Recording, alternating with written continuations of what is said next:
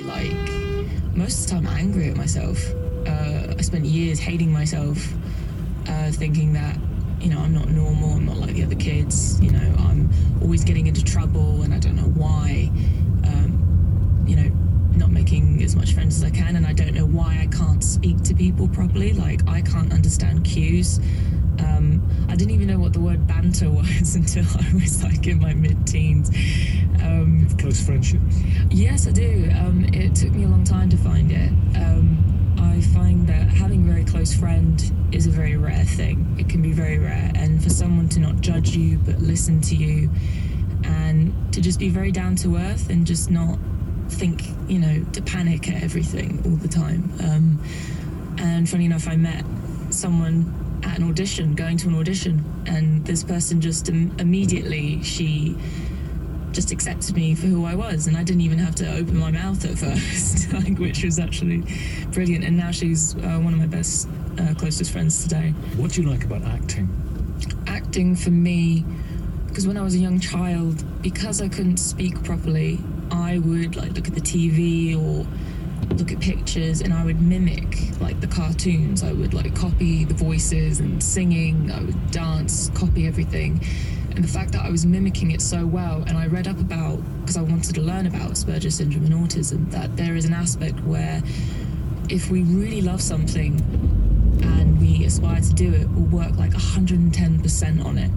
And that made me obsessive over it, and it just made me it was like my happy pill. It's what made me better as a person, I think. But sometimes it get me in trouble because listening to American TV for years, I had an American accent, so or a Canadian. Getting a little bit of a one now. I know, yeah. No, so sometimes I just can't help it. Well, have you got a musical ear as well? Do you pick stuff up? Yeah, I think in a way, yeah. Just hearing it in the back, it's for instance, mimicking. It can catch quite easily, and now my father's just no, you need to find your own voice now to sing. Just finally and very quickly, it's a different way of seeing the world, but is it not a very special way of seeing the world? Yeah, I think it is, because you pay attention to the small things rather than the big things, and that can be quite interesting and very detailed and a very positive thing, and it doesn't make you feel alienated at all. Really enjoyed talking to you. Thank you very much. Thank you for having me. It's Five Live Breakfast, and the date today, this Wednesday morning, is the 28th of March, and we'll tell you exactly what's coming up on the programme in just a second. We've got that Richard Bacon interview for you to hear again, late in life diagnosis of ADHD as well. Thanks again to you, Saskia. Thanks to John Murray as well. Thank you. First for news and the best live sport. This is BBC 5 Live. Good morning, it's 8 o'clock, 5 Live Breakfast. Rachel Burden and Nikki Campbell. And on the programme this morning, a refund scheme for drinks, bottles and cans is coming to England. So how will it work? Also this morning, the ball-tampering juggernaut just keeps motoring on, with David Warner quitting as captain of the Sunrisers IPL team. What's happening in the business world then, Guy? Well, megabus adverts promising fares from £1 have been banned after it's admitted just one seat per coach is available at that price on some journeys. Travel news, long delays on the M6 through Cheshire after it was closed both ways between junction 17 for Sandbach and junction 18 for Holmes Chapel. 2 lanes closed on the M3 at junction 3 for Lightwater as well. More with Warner at 20 past and 10 to the hour. This is BBC 5 Live. Good morning. 2 minutes past 8, ran a little bit over there because of a very special person, Saskia, to whom we were talking. Here's the news. The government is hoping to boost recycling and cut waste by bringing in a deposit scheme for drinks, bottles and cans. Ministers are consulting on the details. Samantha Harding is from the Campaign to Protect Rural England. What's really fantastic about deposit return systems is that the whole system is actually paid for by the people who make the drinks. A consumer would only make a contribution to the system if they didn't return their container, so they'd lose their deposit. But what this establishes is the principle that producers should pay the full costs of products they put to market. The High Court's going to rule on a legal challenge to the Parole Board's decision to release the serial sex offender John Warboys a bit later on this morning. He served 10 years of an indeterminate prison sentence. The North Korean leader has met the Chinese President Xi Jinping in Beijing. It's Kim Jong-un's first known foreign trip since he assumed power in 2011, and it comes ahead of the proposed talks with the US on Pyongyang's nuclear program. The French President Emmanuel Macron will lead a national memorial service later in honour of the police officer who died after swapping places with a hostage during an attack last week. Arnaud Beltrame was one of 4 people killed by Redouane Lachdine. A study has found a third of car owners in Britain say they'd never buy an electric vehicle. The research was carried out by the IMI, which represents workers in the motor industry. The government aims to ban the sale of new diesel and petrol vehicles by 2040. It's time for the sport. David Warner stood down as captain of his IPL team, Chris Latch. Yeah, that's right. Hyderabad Sunrisers. Now, he follows his international captain, Steve Smith, Nicky, in stepping down as IPL captain. Smith did the same from the Rajasthan Royals earlier this week. Yesterday, both men, along with batsman Cameron Bancroft, were sent home from South Africa for ball tampering in that series. We are awaiting news of what punishments will be handed out. Also worth pointing out, the coach, Darren Lehmann, was exonerated. He remains in charge of the national team. So the news on that coming in quite imminently, we think, Chris? We believe so, yes. As soon as we have it, you will. I think we've got Jonathan Agnew primed and ready to go. This is the place to be. That's coming up. Let's talk about plastics. People in England will soon have to pay a deposit when they buy drinks, bottles and cans, and this is to try and boost recycling and cut waste. Return and reward scheme. It's said to work very well in other countries. It will increase prices, but you'll get your money back if you return the container. Lots of details to work out here, obviously. Shop to shop, region to region.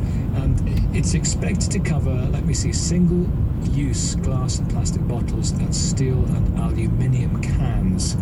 Full details subject to consultation. That consultation is underway, and you are joining it on 5 Live, 85058. There are already plans for similar schemes in Scotland and Wales, but clearly there will have to be UK-wide joined-up thinking on this. Sean Sutherland, co-founder of the Environment Campaign, The Plastic Planet. Good morning. Good morning. Sean, how are you doing?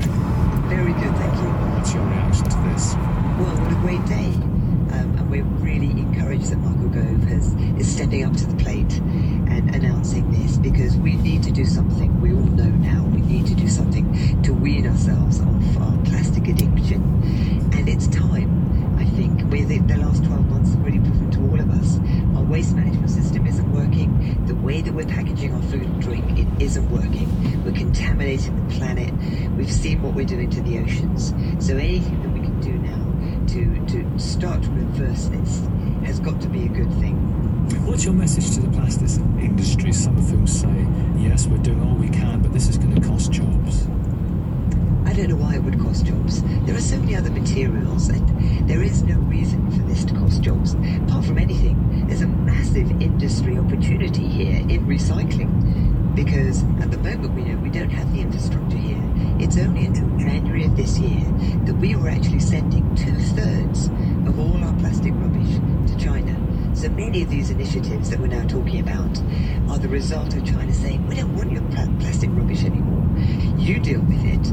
So this is all part of really a wake-up call for us, that if we use something, if we buy something and we use it, we also have to think where it then goes. And that's something which is just about personal and industrial responsibility. We now need to learn to take care of our own rubbish, and we haven't been doing that for years.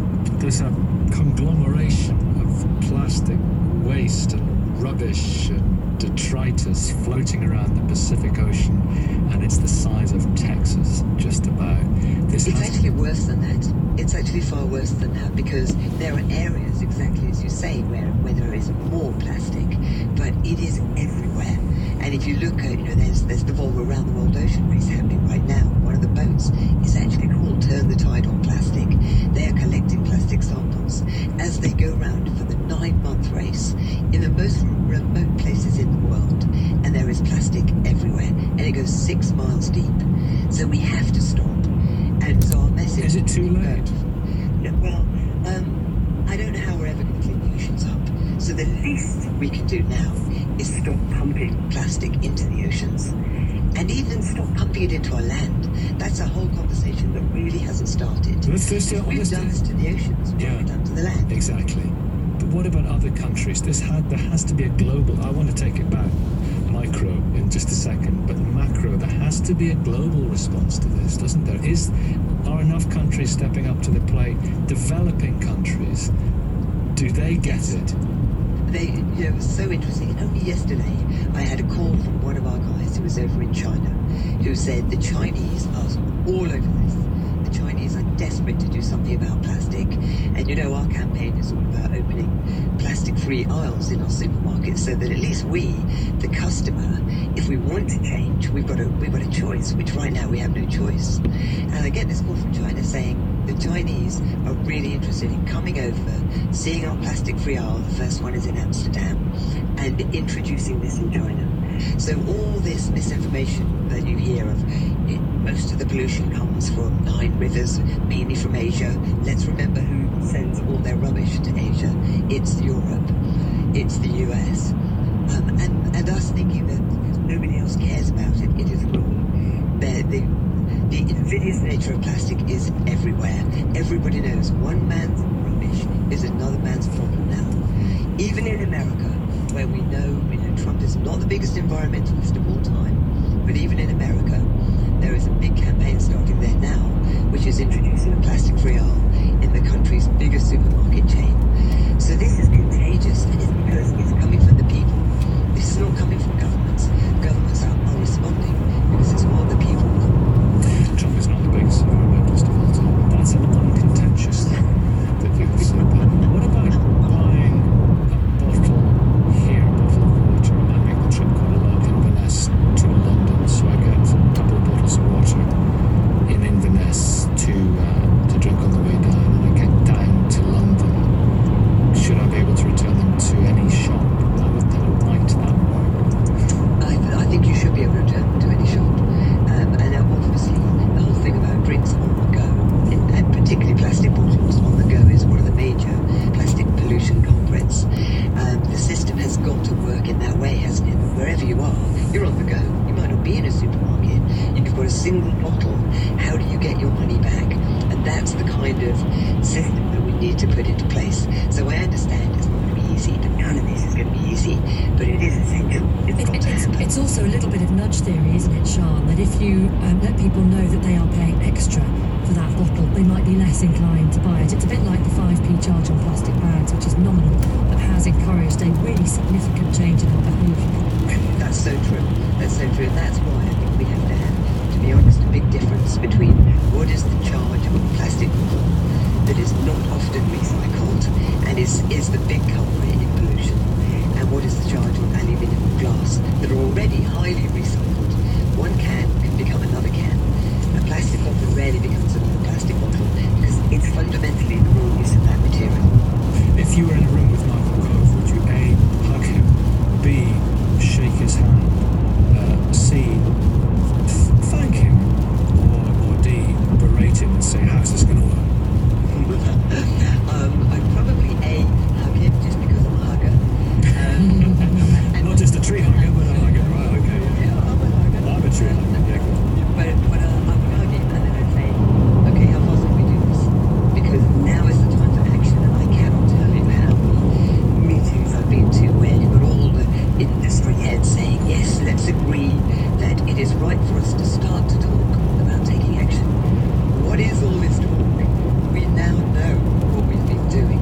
We need to take action faster, which is why introducing plastic-free aisles, I know that's what we're supposed to do, but we need to give the public choice. And all of these things are about enabling us to wean ourselves off our plastic addiction. We have one goal, we need to turn off the plastic tap. The world doesn't need more plastic. There's enough of it out there already. Sean Sutherland, thank you very much, co-founder of the Environment Campaign and Plastic Plan. Let's hear from you. 85058 on Facebook, on social media at BBC 5 Live. It's 8:13.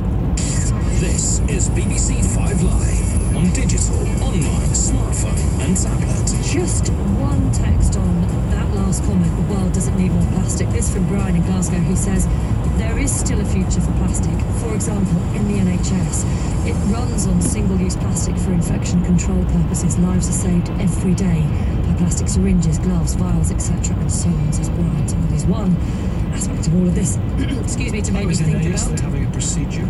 Were you? Looking at all the things getting unwrapped. Oh, you're all right. Yeah, just like a couple of little moles cut off. Oh, okay. But it's very, very true. That is one use of plastic for which you might